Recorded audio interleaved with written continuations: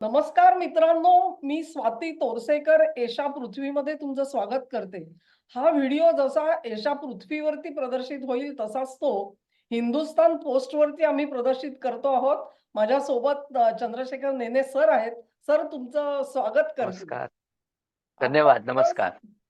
आजचा दिवस अत्यंत महत्त्वाचा आहे. डोनाल्ड ट्रम्प हे चीनच्या दौऱ्यावरती आहेत आणि त्यांची आणि शी जिनपिंग यांच्या महत्त्वपूर्ण बैठका होणार आहेत. ट्रम्प यांच्या सोबत जसं त्यांचं महत्त्वाचं मंत्रिमंडळ गेलेलं आहे, तसेच अनेक उद्योगपती सुद्धा गेलेले आहेत. तेव्हा हा सगळा दौरा जो आहे त्याच्याबद्दलचे थोडे आपण काही मुद्दे हे बघायला पाहिजेत असं वाटलं मला. अजून जी बरोबर. चर्चा झाल्यानंतर काय होणार आहे हे वेगळं, परंतु अपेक्षा काय करायची असा आजचा सवाल आहे आणि त्याच्यासाठी आम्ही एकत्र जमलेले आहोत. तेव्हा सर, ट्रम्प नेहमी असं म्हणतात, ते तर उद्योगपती आहेत आणि ते म्हणतात कार्ड्स टू प्ले, बरोबर? अशी त्यांची एक नेहमी बरोबर. असते. म्हणजे आपला समोर बसलेला जो माणूस आहे त्याच्याकडे कार्ड्स आहेत की नाही, आणि कार्ड्स असतील तर मग ट्रम्पचं वागणं वेगळं, आणि कार्ड नसतील तर ते अल्टिमेटम हो. देतात. अशी त्यांची हो, स्टाईल. बरोबर. आता तुम्हाला काय वाटतं, ट्रम्पच्या हातात कार्ड आहेत का शी जिनपिंगच्या हातात कार्ड आहेत? माझ्या मते हे दोघंही आता डेस्परेशन लेव्हलला आलेले आहेत.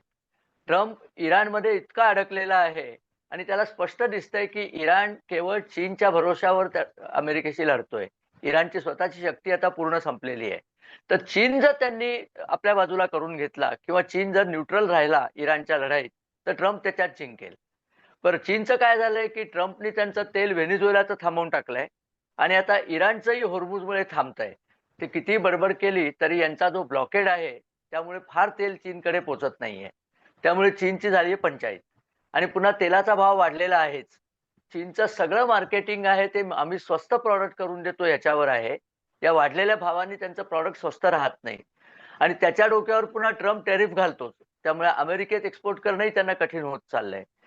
प्रत्यक्ष चीनमध्ये अशा बातम्या आहेत, की त्यांनी त्या टी शॉप रिफायनरी ट्रम्पनी त्याच्यावरती टॅरिफ लावले आणि बंदीच घातली ॲक्चुअली. त्यामुळे अनेक लोकं बेकार झाली आहेत. त्या रिफायनरी बंद करायला लागल्या, त्यामुळे अनेक लोकं बेकार झाली आणि ते शी जिनपिंगना परवडणार नाही. बेकारांचा फौजा जर चीनमध्ये फिरायला लागल्या, तर त्यांना ते परवडणार नाही. तर दोघांकडे कार्ड आहेत आणि दोघं एकमेकांच्या करता काहीतरी करू शकतात आणि हे उद्योगपती जे सगळे गेलेत, ते आत्ताच तुम्ही थोड्या वेळापूर्वी बोलताना सांगितलंत, की ते रेअर अर्थ त्यांना मिळत नाहीये म्हणून ते कासावीस झालेत आणि म्हणून ते तिथे गेलेत. आणि बॅलन्स ऑफ पेमेंट जो अमेरिकेचा बॅलन्स ऑफ ट्रेड जो चीनबद्दल आहे, तो सुद्धा एक मोठा मुद्दा आहे. तर ट्रम्प त्यांचे मुद्दे घेऊन आलेत आणि शी जिनपिंगनी कमालच केली आहे. त्यांनी 4 रेड लाईन्स सांगितल्या आहेत, की याच्याबद्दल चर्चा नाही. बरं. त्यातली एक तर फारच भयंकर आहे. ते म्हणले, "एक तर तुमची डेमोक्रेसी आहे, आमची नाही, हा विषय काढायचाच नाही. आमचं जे आहे ते आमची सिस्टम आहे, तुमची ती तुमची सिस्टम आहे." आणि मुख्य म्हणजे तैवानबद्दल बोलायचं नाही. तैवान हा चीनची ज्याला दुखती रग म्हणतात हिंदीत ती आहे आणि हो. ट्रम्पना ते कार्ड प्ले करायचंच असतं. तर असा हा प्रकार चाललेला आहे. तर आणि दोघं जण माझ्या ह्युमन राईट्सचं काय ह्युमन वाटतं? राईट्स बद्दल बोलायचं नाही. आम्ही करायचं ते करतो. तुम्ही उगीच तुमची नाटकं करू नका. म्हणजे सगळ्या जगाला ह्युमन राईट्स शिकवते ना अमेरिका. तर ते सुरुवातीलाच त्यांनी खोडून काढलंय. याचा अर्थ चीनला वाटतंय, की त्यांचा हँड खूप स्ट्रॉंग आहे आणि ट्रम्प हा निगोशिएशनमध्ये डील करत बसतो. एक असं वाटतं परवाच्या ह्याच्यात ट्रम्पने असंही सांगितलं म्हणे, की "when I am talking about Iran, I don't care about American finances." म्हणजे त्याला पडलेलीच नाहीये कशाची. तो आणि त्याच्या जावयाचा धंदा चालला, की बास झाला. असं असं इम्प्रेशन वाटतंय. आणि आता पाकिस्तानचंच बघा ना, पाकिस्तानमध्ये इराणची जेट्स आली. हे शेवटी त्या लिंडसे ग्रॅहमनी काढलं. पण ट्रम्पनी ते अजून ते पुढेच घेतलेलं नाहीये. बरोबर आहे. तर काहीतरी विचित्र चाललेलं आहे हे, असं हं. वाटतं. आणि याचा भारतावरती परिणाम चांगला होणार नाही. भारताला दोन्ही बाजूचे परिणाम आहेत. एक म्हणजे चायना प्लस वन आपली जी पॉलिसी होती, ट्रम्पनी जर हे सगळे उद्योगपती नेऊन परत चीनला वरती आणलं, तर ती पॉलिसी गटारात जाते. आणि दुसरा फायदा होऊ शकतो, की जर होर्मुझ खरंच ओपन झालं, तर आपल्याही गळ्याभोवतीचा फास दूर होतो. हं. आणि सरतेशेवटी याच्यावरती रशियाची काय भूमिका आहे, हे विचार करण्यासारखं आहे. तर आपण या विषयांवरती तुमचं काय म्हणणं आहे, ते आपण म्हणजे आपण डिस्कशन करूया. खरंय. राइट. म्हणजे एक म्हणजे चीन दबावाखाली आहे, ही गोष्ट सत्य आहे. आणि त्याचं कारण हा तुम्ही सांगितलं ते अमेरिकेने त्यांची तेलाच्या बाबत गळचेपी केलेली आणि यशस्वीपणे केली आहे. करेक्ट च्या करेक्ट. घडीला युक्रेन युद्धामध्ये चीननी रशियाला खूप मदत केली आणि त्याच्यामुळे हो रशिया हा ऋणी आहे चीनचा आणि म्हणूनच चीनला बरोबर. जे काही तेल मिळतंय ते अगदी अनइंटरप्टेड तेलाचा सप्लाय जो आहे तो रशियाकडून येतोय आणि म्हणून सगळं चाललंय असं म्हणू शकतो आपण. पण हो तुम्ही जो उल्लेख केलात की अमेरिकेने टेरिफ लावून टाकले, तर असं म्हणतात की चीन जितकं काही उत्पादन काढत होता त्याचा जवळजवळ 27% हिस्सा अमेरिकेमध्ये खपत होता. हो आता हो. कल्पना करा ओके. तुम्ही की 100 27 गोष्टींवरती जर का टेरिफचा प्रभाव आला असेल आणि त्यांना त्याच्यामध्ये अ, तोटा सहन करावा लागत असेल समजा, तर त्यांची अवस्था काय झालेली हा असते? म्हणजे एकतर बरोबर. जगभरामध्ये थोडीफार डिमांड घसरत तर जाते, पण अशा पद्धतीने टेरिफ लावल्यामुळे बाजारपेठ हातातनं जाणं ही हो त्यांच्यासाठी या प्रत्यक्ष घडीला अतिशय वाईट बातमी होती. म्हणजे बरोबर. जेव्हा त्यांना प्रत्यक्षात खप वाढवला तर आर्थिक संकटातून बाहेर येतील अशी अवस्था होती, तेव्हाच हा मोठा प्रहार केला गेलेला आहे. आणि मग हा तेल हा प्रकार जो असतो ना, तो केवळ तो वाहन म्हणजे वाहतुकीचं साधन म्हणून किंवा ते इंधन म्हणून नाहीये. त्याच्यातून अनेक प्रकारची ऊर्जा एक निर्माण होते आणि जे केमिकल पदार्थ मिळतात त्याच्यातून आता हो समजा उदाहरणार्थ गॅस आहे. त्या गॅस राईट. नसेल तर अनेक इंडस्ट्री चालणार सुद्धा नाहीत आपल्याकडच्या. बरोबर. तीच अवस्था चीनची सुद्धा आहे. त्याच्यामुळे त्यांच्यासाठी ते संकट अतिशय भीषण आहे. आणि म्हणून चीनचा हात दगडाखाली आहे ही वस्तुस्थिती आहे आणि त्याच्यामध्ये ट्रम्पनी त्यांच्या गेल्या टर्ममध्ये एक पाऊल उचललेलं होतं आणि त्याच्यामध्ये चीनवरच्या अनेक कंपन्यांवरती त्यांनी निर्बंध सुद्धा लागलेले होते. त्याच्यात Huawei होती, हो Hikvision होतं. हो अशा अत्यंत म्हणजे मी म्हणेन आघाडीवरच्या चीनी कंपन्या ज्या आहेत, त्यांनाच मुळे ही त्यांनी सँक्शन्स सुद्धा लावून टाकलेली होती. तर हो ट्रम्प दाखवून देतो म्हणजे ट्रम्पच्या हातात काहीच नाही असं नाहीये.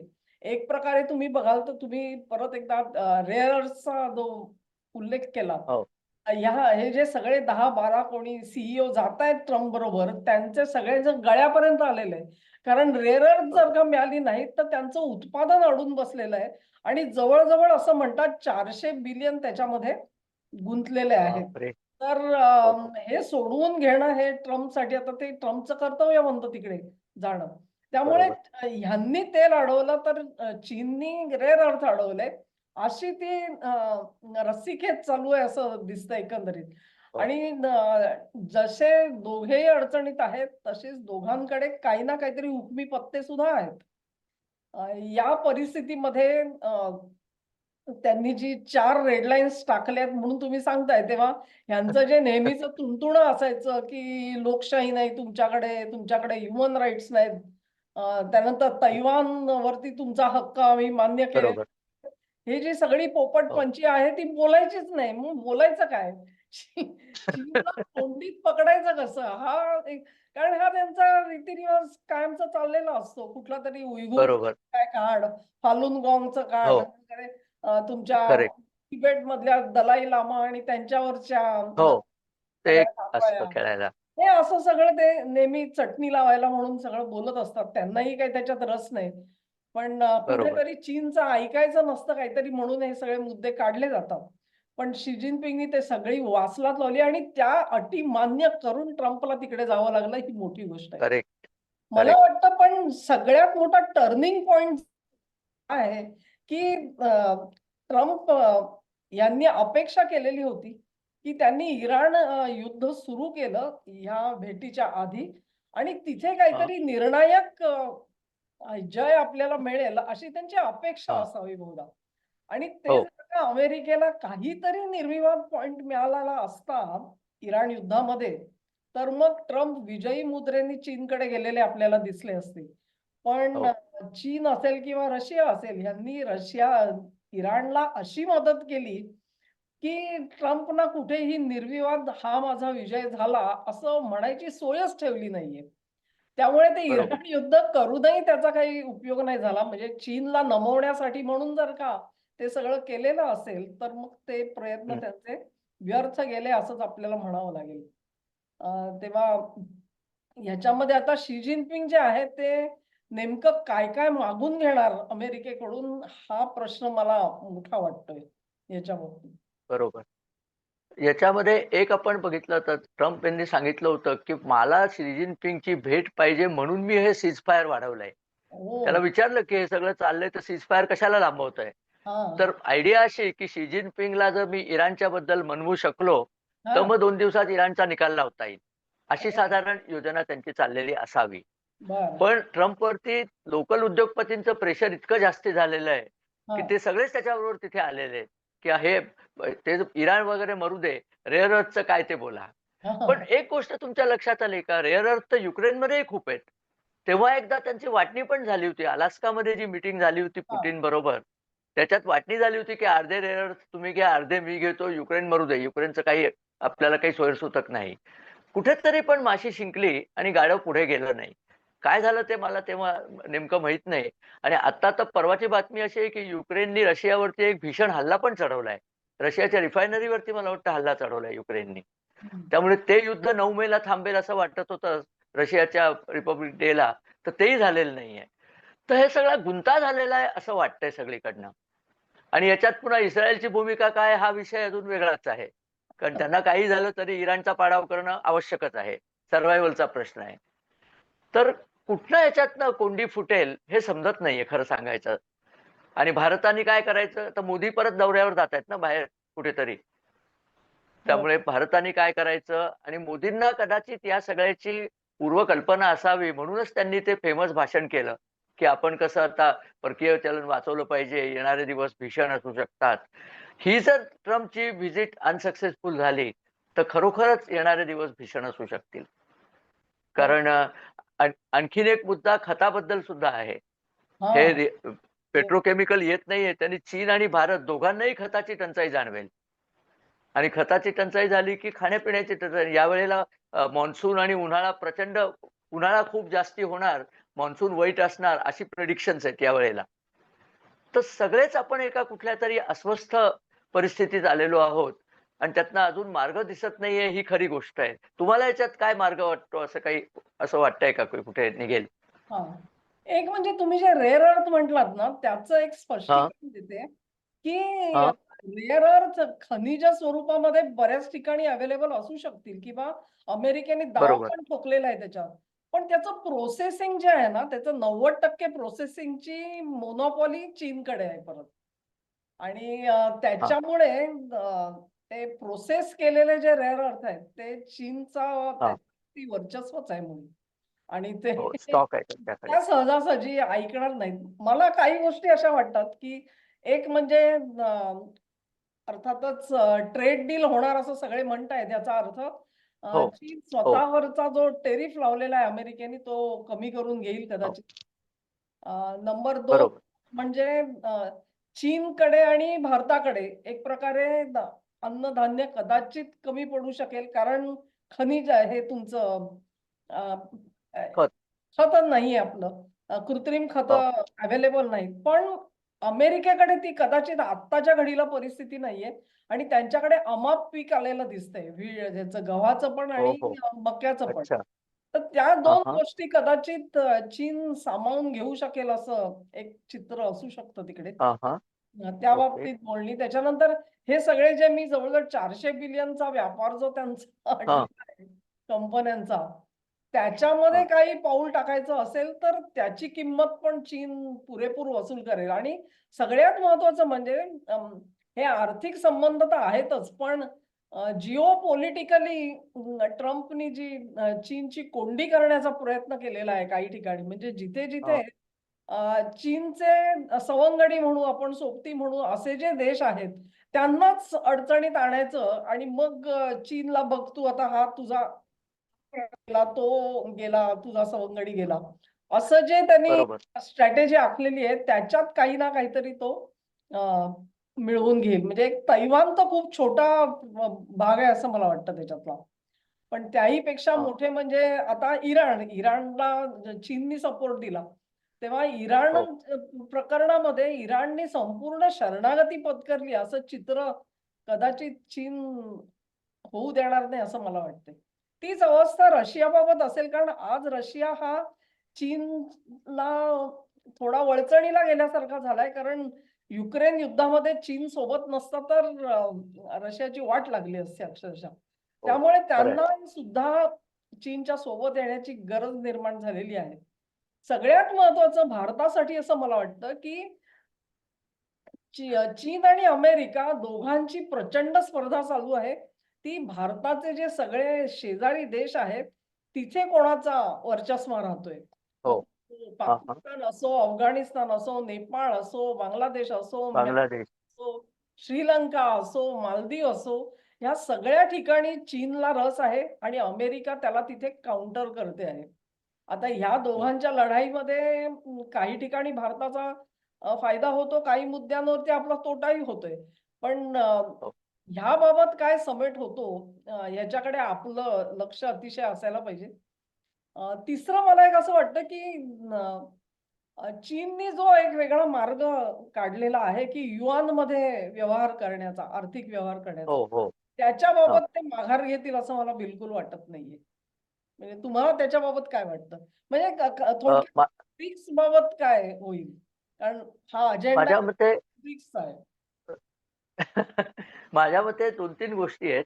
हां, एक तर रेअर अर्थ हा रेअर या नावामुळे आपल्या डोक्यात कन्फ्युजन असतं. हां. रेअर अर्थ ही मुळीच रेअर नाहीयेत. मुबलक आहेत. त्याचं प्रोसेसिंग रेअर आहे.